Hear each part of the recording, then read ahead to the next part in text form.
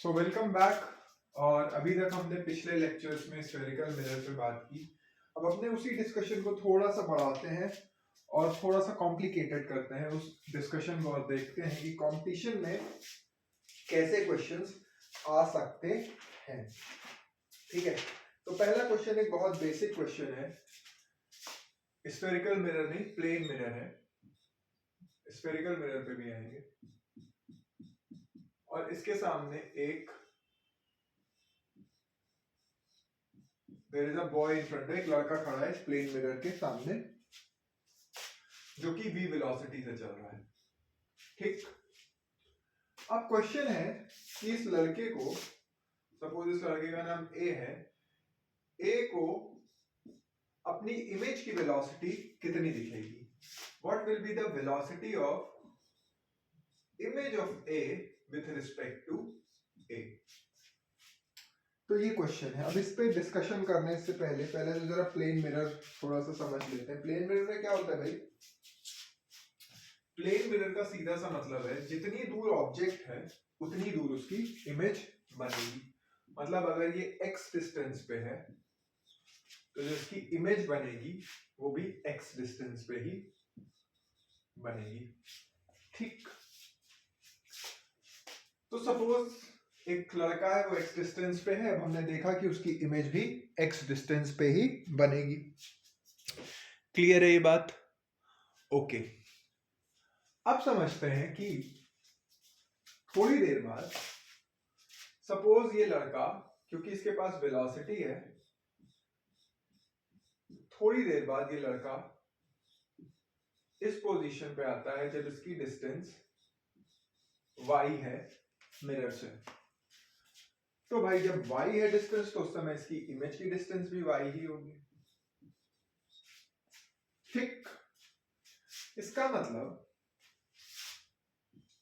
जितनी देर में इस लड़के ने डिस्टेंस ट्रैवल किया, मान लो t टाइम में ये t इज इक्वल टू 0 की सिचुएशन थी, x पे ऑब्जेक्ट था तो x पे ही इमेज थी, और थोड़ी देर बाद मतलब कि time t is equal to let's say t पे, t1 पे ये लड़का y डिस्टेंस पे है तो इसकी इमेज भी y डिस्टेंस पे होगी।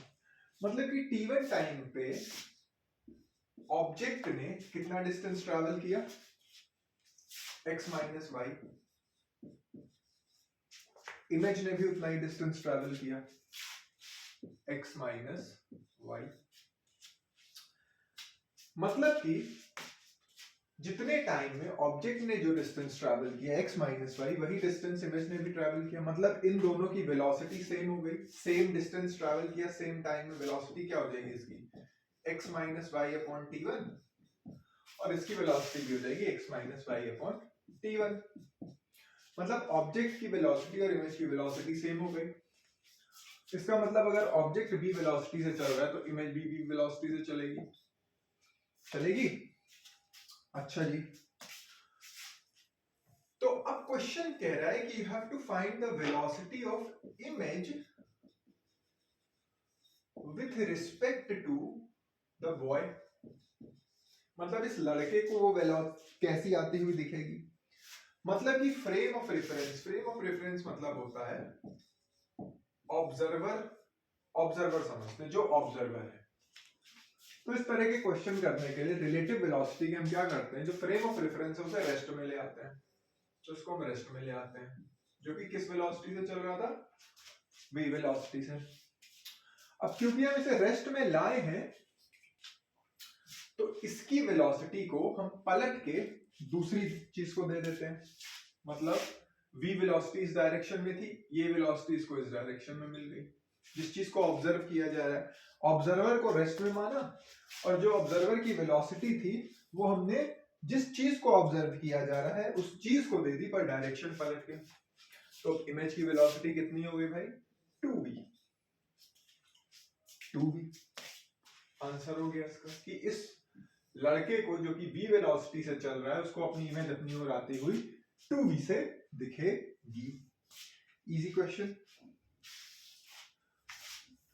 अच्छा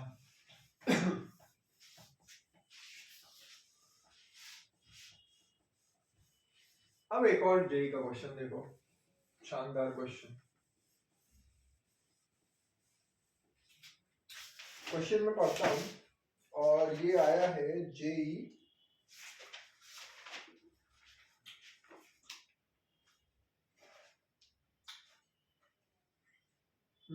2013 में, जेई एडवांस 2013 का क्वेश्चन है।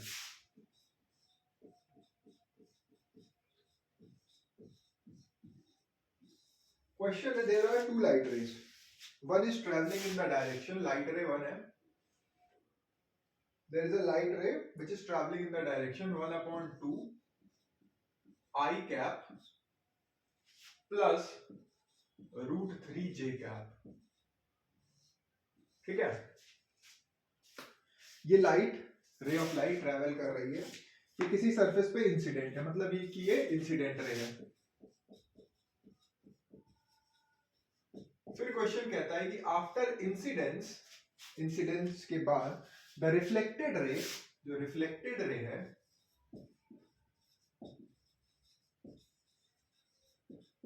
travels along the direction 1/2 I minus √3 j cap। मतलब एक इंसिडेंट रे जो आई है कुछ इस तरह से, वो किस डायरेक्शन में है, किसके अलोंग है, वो ये डायरेक्शन दिया हुआ है, और जो रिफ्लेक्टेड रे गई है वो किस डायरेक्शन में है, वो इस डायरेक्शन के अलोंग है। अब क्वेश्चन पूछ रहा है, क्वेश्चन कह रहा है कि भाई you have to find the angle of incidence. क्या बताना है हमें? Angle of incidence.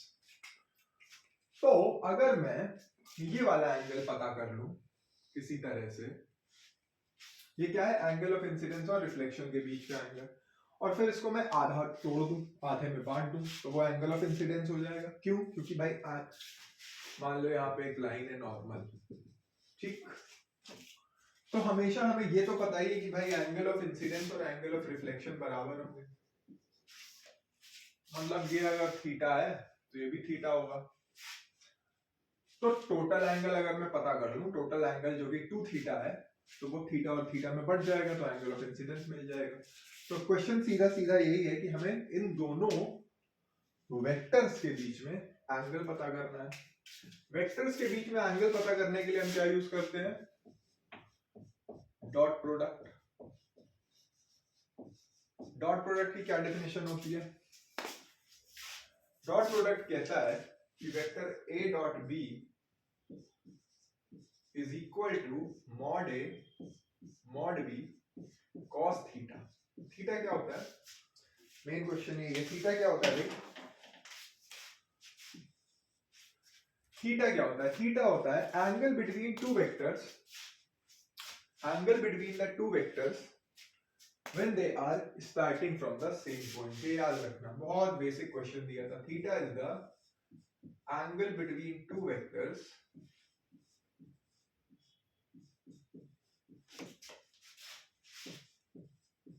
if they are starting from same point।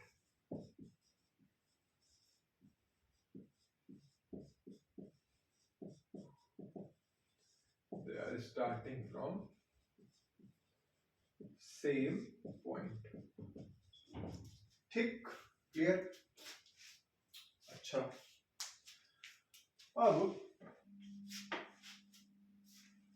ये ध्यान देना है कि अगर हमें vectors from starting from same point है, तो हम क्या करें कि इस वेक्टर को जो ऊपर इंसिडेंट रे है, इसको थोड़ा एक्सटेंड कर देते हैं। ठीक, तो अब डायरेक्शन तो सेम ही है वेक्टर का, तो अगर ऊपर वाला वेक्टर, ये वाला जो वेक्टर है, ये अगर इस डायरेक्शन में 1/2 under root i cap plus √3 j cap, तो जो आगे एक्सटेंड किया है वो भी इसी डायरेक्शन में होगा। डायरेक्शन तो हमने चेंज ही नहीं किया, सिर्फ एक्सटेंड किया। ठीक, तो अगर हम ये वाला एंगल अब निकालने की कोशिश करें, ये एंगल कितना होगा? ये 2 थीटा है, तो ये हो जाएगा 180 minus 2 theta. Clear? 180 minus 2 theta हो जाएगा।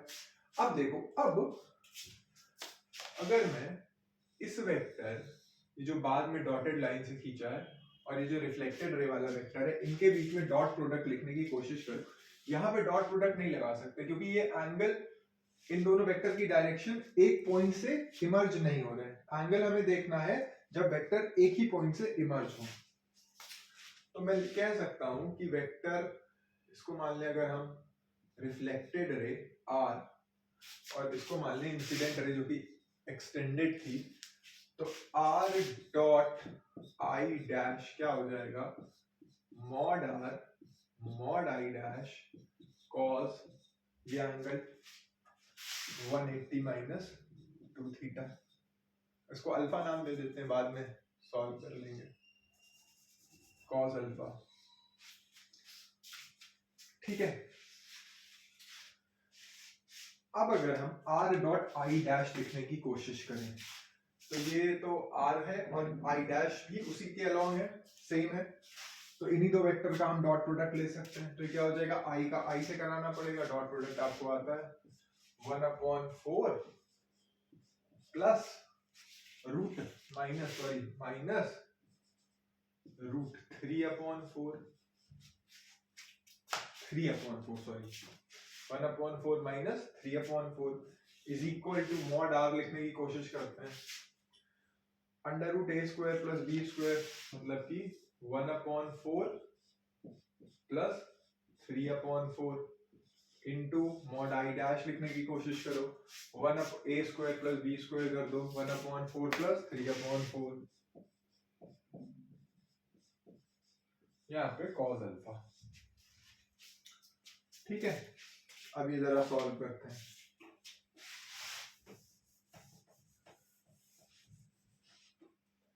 तो ये हो जाएगा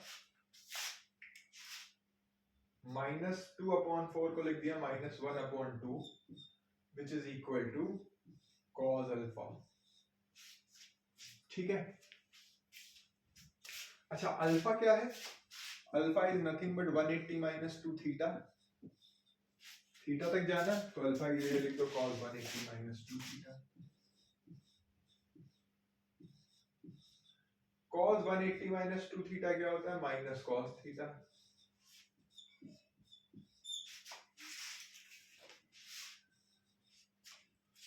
तो cos थीटा की वैल्यू आ जाती है 1/2, सॉरी ये 2 थीटा होगा ना, 180 माइनस 2 थीटा था, cos 2 थीटा की वैल्यू आ जाती है 1/2, तो 2 थीटा की वैल्यू हो जाती है कितनी, 60 डिग्री। क्या एक्यूट एंगल की बात हो रही है, इसका मतलब ये पूरा एंगल इंसिडेंट रे और रिफ्लेक्टेड रे के बीच में कितना है, 60 डिग्री। तो इसको तुम्हें आधे में बांटना है ना, तभी तो angle of incidence is equal to angle of reflection follow होगा। तो ये भी 30 हो गया और ये भी 30 हो गया, तो एंगल ऑफ इंसिडेंस जो निकला वो कितना हो गया, 30 डिग्री। देखो कितना अच्छा क्वेश्चन था, जेई में डॉट प्रोडक्ट निकलवाया, और मोस्ट ऑफ द बच्चों ने क्या किया होगा, ए डॉट बी और इस वाले एंगल से डॉट प्रोडक्ट निकाल दिया होगा। पर डॉट प्रोडक्ट का पहला डेफिनेशन यही कहता है कि एंगल हमें वो वाला लेना होता है जब दोनों वेक्टर एक ही पॉइंट से इमर्ज हो रहे हो। इस केस में एक ही पॉइंट पे वो इमर्ज नहीं हो रहे थे। क्या क्लियर, ओके।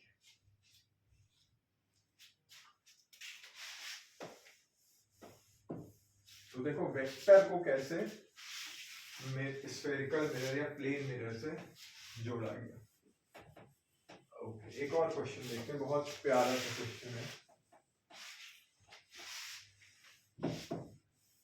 क्वेश्चन ये है, मैं डायग्राम बना देता हूं, और ये आया है आपका जेई 2019 मेंस में।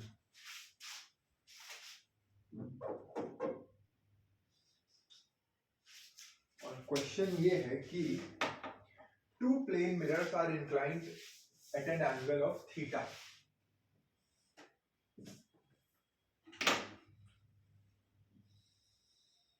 एक मिरर, दो मिरर है, वो एक दूसरे से थीटा डिग्री पे इंक्लाइंड है।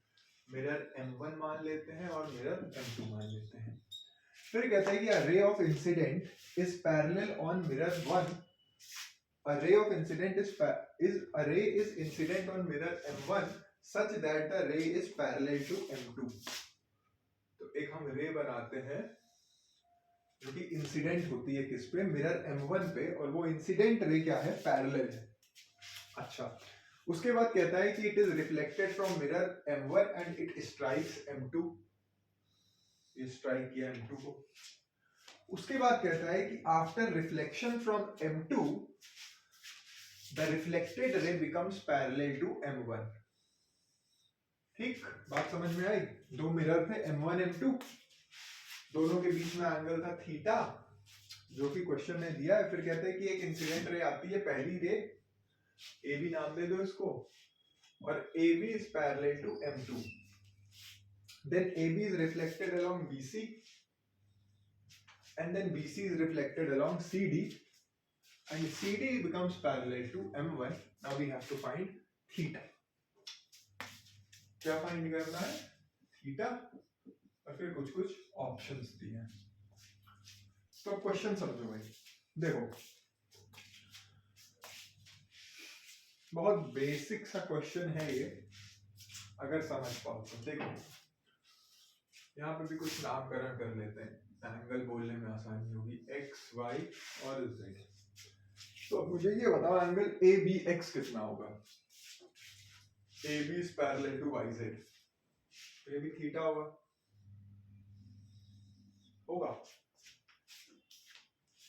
अच्छा, अब जब ये थीटा है, इंसिडेंट रे, यहाँ पे एक नॉर्मल बनाता हूं मैं. बी पॉइंट पे एक नॉर्मल बनाया, BN. ठीक है, प्लेन मिरर है, याद रखना. तो ये बताओ, क्योंकि नॉर्मल बनाया है तो एंगल NBX कितना होगा.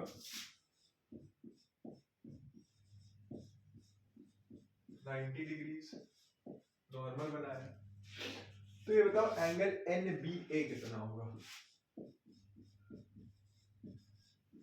90 माइनस थीटा होगा. जब पूरा 90 है तो उसका एक पार्ट थीटा है, और तो बचा हुआ पार्ट 90 माइनस थीटा.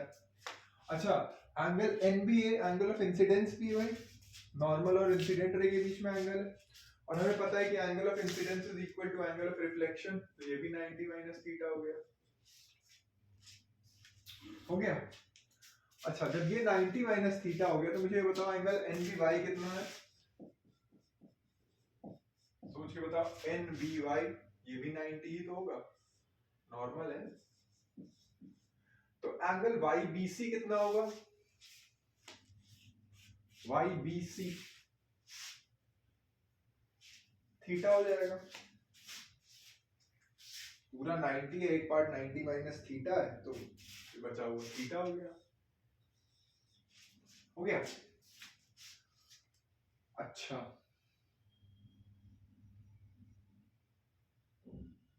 अब बताओ मुझे कि ये एंगल कितना होगा. Angle ZCD. देखो YX और CD पैरेलल है, तो ये भी थीटा हो गया, करस्पॉन्डिंग एंगल्स है. फिर से आ जाओ, फिर से यहाँ नॉर्मल कंस्ट्रक्ट कर दो C पॉइंट पे.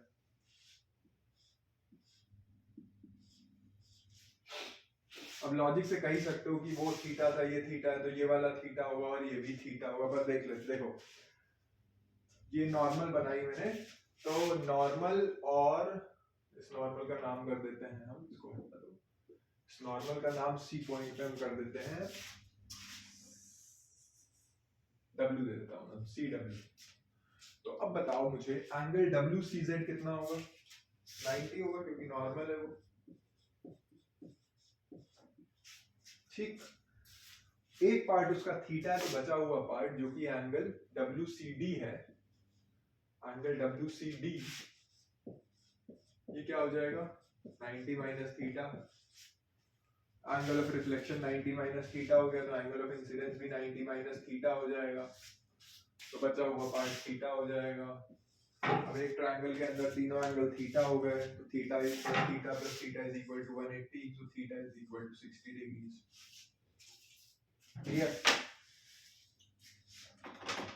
जेई का क्वेश्चन हो गया। एक और जेई का क्वेश्चन देखते हैं। प्लेन मिरर को देखो कैसे वो कनेक्ट कर रहे हैं, ट्रिग्नोमेट्री, वेक्टर। एक और देखो लॉजिक जरा, एक और क्वेश्चन है, ये पूछा गया है जेई, ये भी 2019 में मेंस में।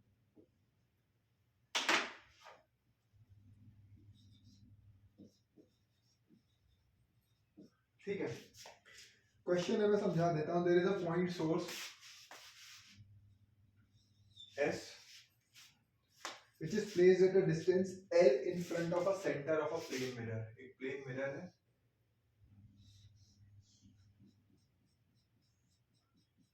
इसके सेंटर के सामने L दूरी पर पॉइंट सोर्स रखा है। A man walks in front of a mirror along a line parallel to the mirror। एक आदमी इस मिरर के सामने चलता है, किस डायरेक्शन में? Parallel to the mirror, at a distance of 2L, मतलब कि इससे 2L दूरी पर एक आदमी ट्रैवल कर रहा है। ठीक है, clear? The width of the mirror is D, ये विड्थ दी हुई है D।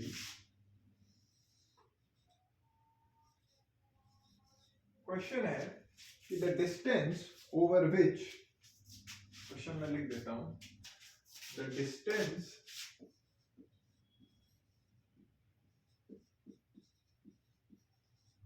over which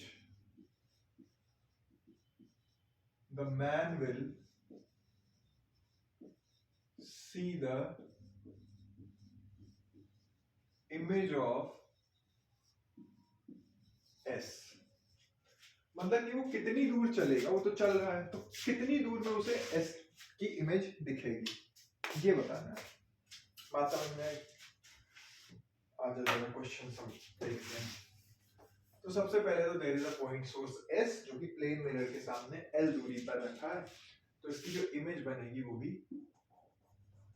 L दूरी पर बनेगी। विड्थ याद रखना, भी हटा रहा हूं मैं सामने। ठीक, इमेज जो बनेगी वो भी L दूरी पर बनेगी। अब यहां से कोई लाइट रे, जब तक इस ऑब्जेक्ट से लाइट रे इस आदमी के पास आंखों में जाती रहेगी, तब तक उसे इमेज दिखती रहेगी, है ना? बात समझ में आई? कब तक इमेज दिखेगी? जब तक यहां से लाइट रेस के टिप से, मिरर के टिप से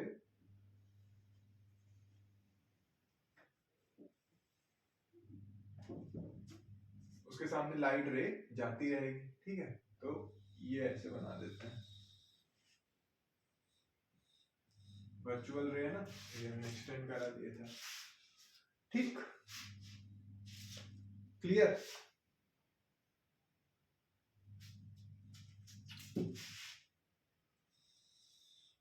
ठीक है, तो ये पूरी लेंथ थी D और सेंटर के सामने रखा है सोर्स, तो ये नीचे वाली लेंथ हो गई D/2। अब ये आदमी जितना नीचे, ये आदमी यहाँ था, ये नीचे चलना शुरू करता है, तो उसे जब तक वो यहाँ है इस पॉइंट पे, इस पॉइंट का नाम दे देते हैं A, तभी तक उसे इमेज दिखेगी। अब इसके नीचे आ जाएगा तो आंखों में रेज आएंगी ही नहीं। क्या और समझना है तो मान लो यहाँ पे एक वॉल लगी हुई है, तो उसे दिखेगा ही नहीं भाई, है ना? इसका मतलब नीचे की तरफ वो, ये पॉइंट हमने माना है OA डिस्टेंस चलने पे उसे इमेज S डैश दिखती रहेगी। मतलब अगर हम OA निकाल लें तो उतना ही ऊपर चलने पे भी होगी, उसे हम डबल कर देंगे। तो OA निकालना है, ये कोई मुश्किल काम तो मुझे नहीं लग रहा है।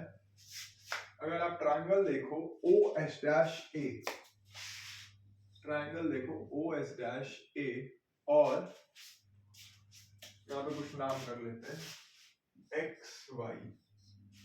XY S dash.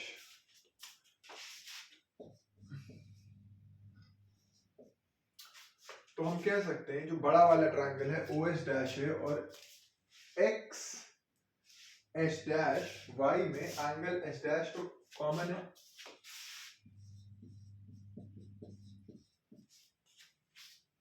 उसके अलावा एंगल ए ओ एस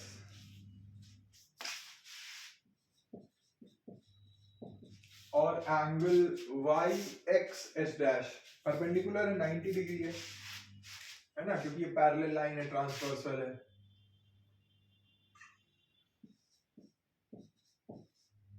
ठीक, 90 डिग्री है तो ये दोनों सिमिलर हो गए।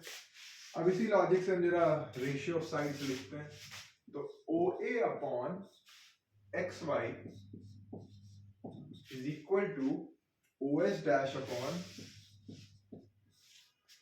एक्स एस डैश, ये लिख सकते हैं।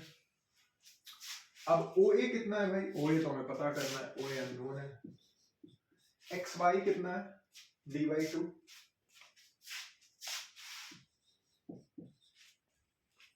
ओ एस डैश कितना है, ओ एस डैश जरा काउंट करो, एस से एक्स की दूरी एल थी, या ओ से ये एक्स की दूरी 2l दी हुई है और ये पीछे की दूरी एल भी एल है, तो ये 3l हो गया।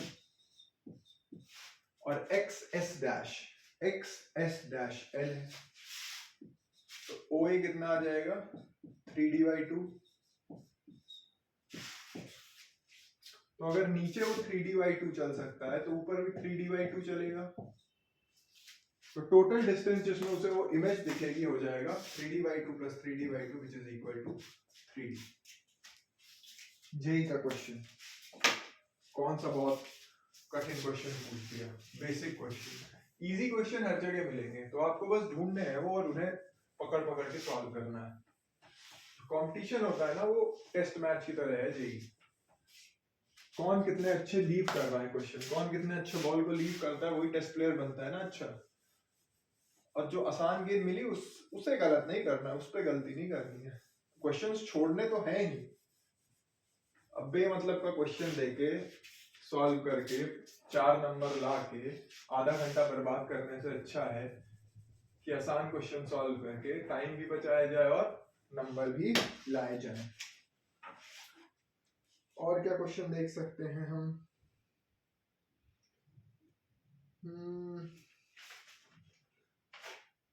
इसके अलावा तो जेई में नहीं पूछा है। हाँ, एक क्वेश्चन देख लेते हैं वेलोसिटी वाला। क्वेश्चन है कि a car is fitted with a convex side view mirror of focal length 20 centimetre. एक कार है, उसमें एक कॉन्वेक्स मिरर लगा हुआ है 20 सेंटीमीटर, उसकी फोकल लेंथ है। कार चल रही है, कार बना देता हूं।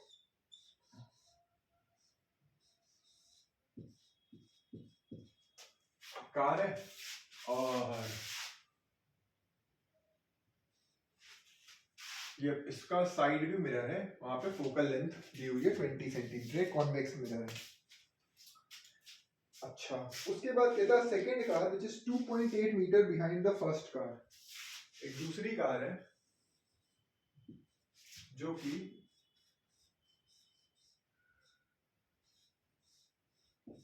2.8 सेंटीमीटर पीछे है फर्स्ट कार से, is overtaking the first car at the relative velocity of 15 metre पर सेकेंड। इसकी वेलोसिटी दी हुई है 15 मीटर पर सेकेंड। तो अब ये बताओ, जो सेकेंड कार है पीछे वो क्या है, ऑब्जेक्ट है, किसके लिए, इस मिरर के लिए। मतलब ये बताने की का मतलब ये है, ये जो 2.8 सेंटीमीटर बताया है क्वेश्चन में, उसने ये बताया है कि जो ऑब्जेक्ट का डिस्टेंस है मिरर से वो 2.8 सेंटीमीटर है, u is equal to minus 2.8 centimetre.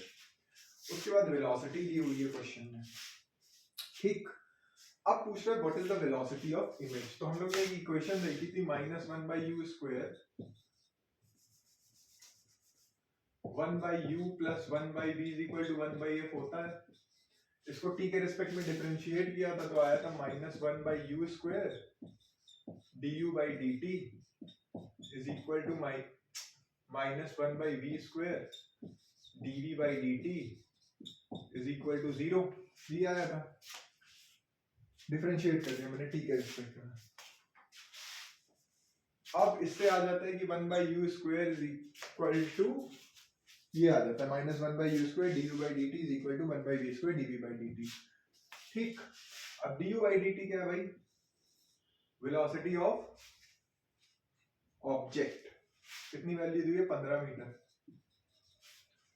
Minus one by u square मतलब कि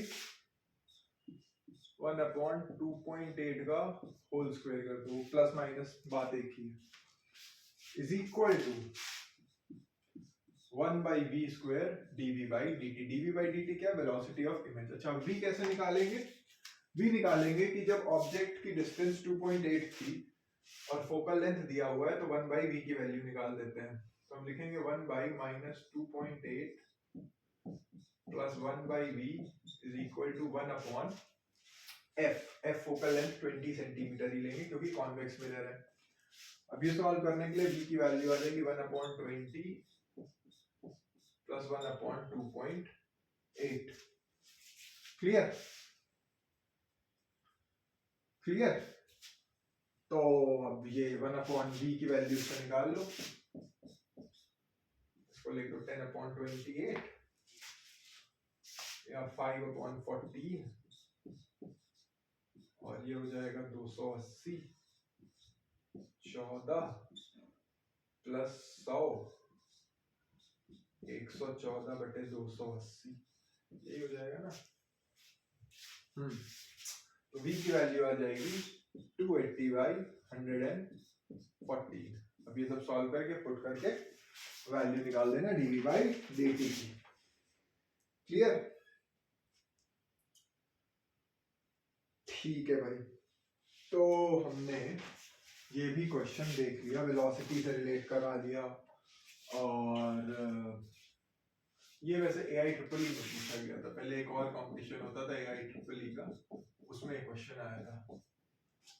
तो ये भी क्वेश्चन हमने सॉल्व कर लिया। अब मेरे ख्याल से स्फेरिकल मिरर में और कुछ नहीं बचता। अगर कोई क्वेश्चन और होंगे तो मैं एक और वीडियो उसका बचते हैं ढूंढ ढांड के बना के डाल दूंगा।